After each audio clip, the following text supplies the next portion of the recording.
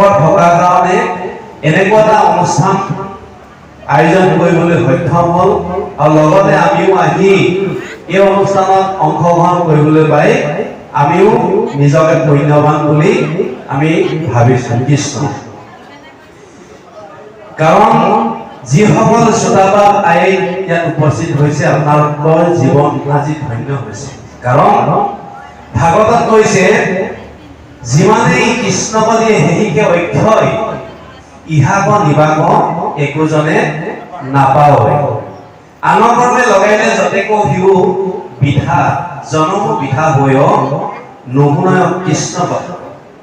কৃষ্ণ কথা নুশুনাকৈ যদি জীৱনটো অতিক্ৰম কৰি যায় সেইটো বিধাজনক। সেইকাৰণে আমি কৃষ্ণৰ কাৰণে আমি জন্মটো লগাব লাগে। কৃষ্ণই অৰ্জুনক কৈছে যে হে অৰ্জুন, মই পৃথিৱীত এনেকুৱা এটা আখৰ সৃষ্টি কৰা নাই যিটো কোনো মন্ত্ৰৰ কাৰণে অনুপযুক্ত। মই পৃথিৱীত এনেকুৱা এজোপা বৃক্ষ তৈয়াৰ কৰা নাই যিজোপা শিপা ঔষধৰ কাৰণে অনুপযুক্ত। আৰু মই পৃথিৱীত এনেকুৱা এজন মানুহ সৃষ্টি কৰা নাই যিজন কোনো গুণৰ মানে অধিকাৰী। অৰ্থাৎ কৰ্মফলে আমাক কিবা নহয় কিবা গুণ আৰু প্ৰতিভা প্ৰভু ভগৱন্তই প্ৰত্যেককে দি পঠিয়াইছে।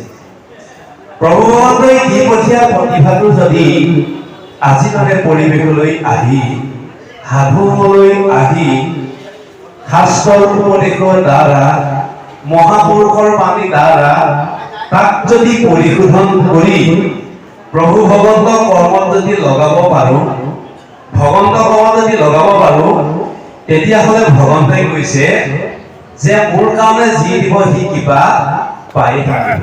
আজি উদ্যোক্তাসকলে দিছে, সেৱকীসকলে দিছে, কি দিছে? কৃষ্ণ কৰ্ম এইটোৱেই যিটো কৰ্ম কৰিলে তৃণমূল ব্যক্তি বিশেষৰ পৰা নিখিল জগতৰ কল্যাণ সাধন হয়। আত্মাকে ধৰি নিখিল জগতৰ কল্যাণ কৰ্মত আমি যিকোনো সময় লগাম শাৰীৰিক, মানসিক, ভৌতিক, আৰ্থিক এইখনে আমাৰ পৰকালৰ বিদ। এইখনে আমি পৰকাললৈ যাওঁতে লৈ যাম। এতিয়া পাৰত্ব কালৰ পৰা লৈ অহাখিনিয়ে আমি ইয়াত ভোগ কৰি আছো। গতিকে চব ইয়াতে এৰি থৈ যাব লাগিব। পুত্ৰ ভাইজা ঐশ্বৰ্য থাকিব ঐত পৰি পাপ শূন্য ধৰি যাব লগত তৰি। দুটা বস্তু কিন্তু যাব, হয় পাপ নহয় পুণ্য। পাৰ্থিব যাৱতীক যিমান বস্তু ইয়াতে এৰি থৈ যাব লাগিব, আজিৰ দৰে কৰা কৰ্ম যিকোন সময় আমি লগাম শাৰীৰিক, মানসিক, ভৌতিক, আৰ্থিক এইখনে আমাৰ পৰকালৰ বিদ। এই বিদটোৱে আমাক ইহকালত শান্তি দিব। জীৱগতি আছে, হয় উদ্ধগতি নহয় অধোগতি।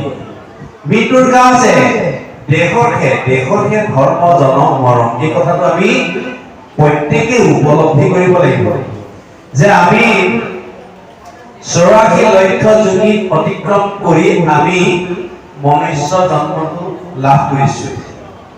20 লক্ষ স্থাৱৰ যোনি আমি 20 লাখ বাৰ আমি কি কৈছো মানে গছ গছনি এইবিলাকত আমি 20 লক্ষ বাৰ আমি অতিক্ৰম কৰি আহিছো।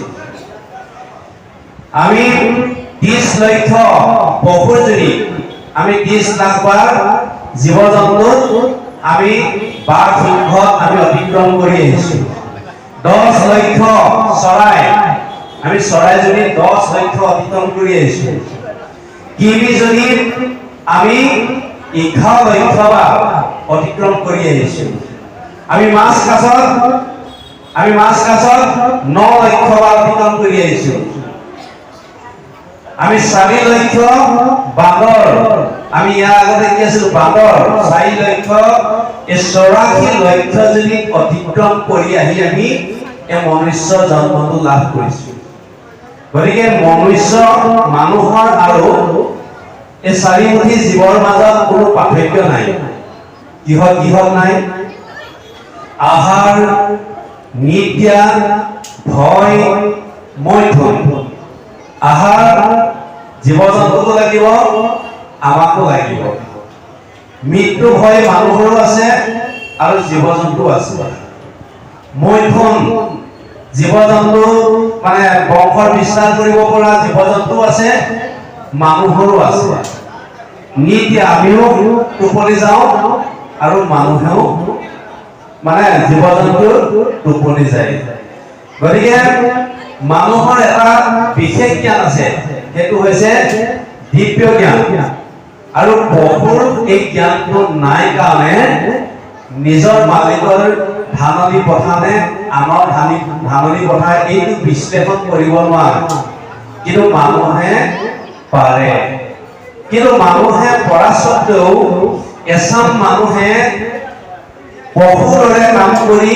পশু শ্ৰেণীলৈ পৰিণত হয় আৰু সেইসকলক নিবাৰণ কৰিবৰ কাৰণে ধৰ্মশাস্ত্ৰ গ্ৰন্থ ন্যায় আদালত এইবিলাক প্ৰয়োজন হয় গতিকে আমি আজি সাধুলৈ কিয় আহিব লাগে কৃষ্ণই উদ্ধৱক সুধিছে যে মই 4 বেদ 14 শাস্ত্ৰ 18 পুৰাণ জ্ঞান বিজ্ঞান তলম ৰহস্য হৈজ্ঞান বক সমস্ততে সিদ্ধ হ'ব নহবনে ভকতি নেপামনে তোমাক তেতিয়া কি বুলি কৈছে কৃষ্ণই হে মাধৱে উলন্ত সখা ভুনা কৰিছে ন পখে যেবে শাস্ত্ৰ মমে জানে 4 বেদ কৰিবে নপাৱে মুণ্ড তথাপি ভকতি নয়নৰে যাৱে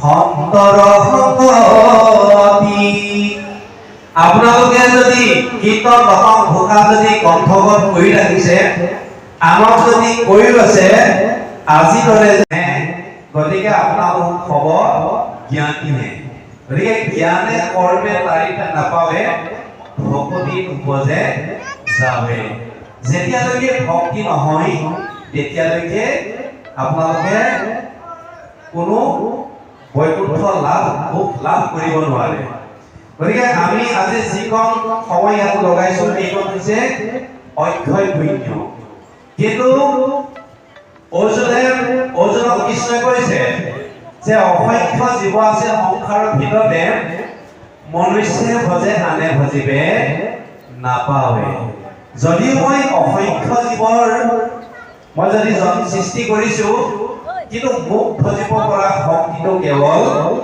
মানুহৰে আছে সেইখন বুলি অৰ্জুন সব মানুহে নোৱাৰে বুলি কৈছে মনুষ্য সহস্ৰ মধ্যে পুণ্য আছে যাৰ সেহিকে ভজিয়া যত্ন কৰিয়া আমাৰ মনুষ্যৰ ভিতৰত যাৰ বেছি পুণ্য আছে আপোনালোকে দেখিব যে অনুষ্ঠানলৈ আহিছে অনুষ্ঠানলৈ আহিও যদি আমি ঘৰত এই থৈ অহা ব্যৱসায়টোৰ কথা যদি ভাবি আছো ঘৰত এই থৈ অহা কৰ্মটোৰ কথা যদি ভাবি আছো আহি যদি আমি বিভিন্ন কথা যদি বতৰা যদি বিষয় ভোগবিলাকৰ কথা যদি আলাপ আলোচনা কৰি আছো তেতিয়াহ'লে আমি ইয়াত থাকিলেও আমাৰ কোনো লাভ নহ'ব কাৰণ বিষয়ত লাগি থকা মনৰ ওচৰলৈ ভগৱান নেযায় ভগৱান সদায় নিষ্কাম হৃদয়তহে থাকে সেইকাৰণে মহাপুৰুষ মাধৱদেৱে কৈছে আন যত হবে নিচা ভক্তিৰ অভাৱে যদি ভক্তি ভাৱ যদি নাথাকে তেতিয়াহ'লে সব ইয়াতে এই থৈ যাব লাগিব গতিকে সেইকাৰণে আমাৰ মনুষ্য আমি পূৰ্বজন্মৰ আমি পুণ্য সঞ্চয় কৰি আছো সেইকাৰণে আমি যে সেৱা কৰোঁতে যে ক'লো হে মোৰ বাপ বান্ধৱ হে মোৰ আজন্মৰ সেৱাস্থলী বাপ বান্ধৱ আহিম সমস্ত তাৰমানে আজন্ম মানে আগৰ জন্মটোত আপোনাসৱৰ লগত দেখা দেখি আছিলে সেইকাৰণে এইটো জন্মত আকৌ পুনৰ আমি লগ পাইছো আমি যোৱা বছৰ খেতিহে খাই আছো এই বছৰ যি খেতি কৰিলো এইটো আমি কেতিয়া খাম অহা বছৰ খাম ঠিক আমি পূৰ্ব পুণ্যই আমি এতিয়া ক্ষয় কৰি আছো যেতিয়া আমি বৰ্তমান আমি যিখিনি কৰিছো শ্ৰৱণ কীৰ্তন এই শ্ৰৱণ কীৰ্তনৰ দ্বাৰা এই নবিধ ভক্তি ভিতৰত শ্ৰৱণ কীৰ্তন শ্ৰেষ্ঠ দিছে। কপিলৰ যোগেদি মাতৃ দেৱহূতি কৈছে ৮১ বিধ ভক্তি দেখুৱাইছে, তাৰে ৯ বিধ শ্ৰেষ্ঠ কৰিছে আৰু ৯ বিধৰ ভিতৰতো ২ বিধ শ্ৰৱণ আৰু কীৰ্তন। গতিকে পৰীক্ষিত ৰজাই শ্ৰৱণ কৰি গতি লাভ কৰিছে, নামে কীৰ্তন কৰি বৈকুণ্ঠ লাভ পাইছে। উদ্ধৱে দাস্যভাৱে আৰু অৰ্জুনে সখিতভাৱে তেওঁ সখী কৰি তেওঁ চৰণত ঠাই পাইছে। গতিকে আমি শ্ৰৱণ কীৰ্তন যদি কৰাত যদি আমাৰ খেলি মেলি হয়, তেতিয়াহ'লে আমাৰ ভক্তি কৰা সমৰ্থ নহ'ব, অসমৰ্থ হ'ব। গতিকে কপিলৰ যোগেদি মাতৃ দেৱহূতি কৈছে যে হে মা, ইয়াতে স্বৰ্গ, ইয়াতে নৰক, ইয়াতে বৈকুণ্ঠ।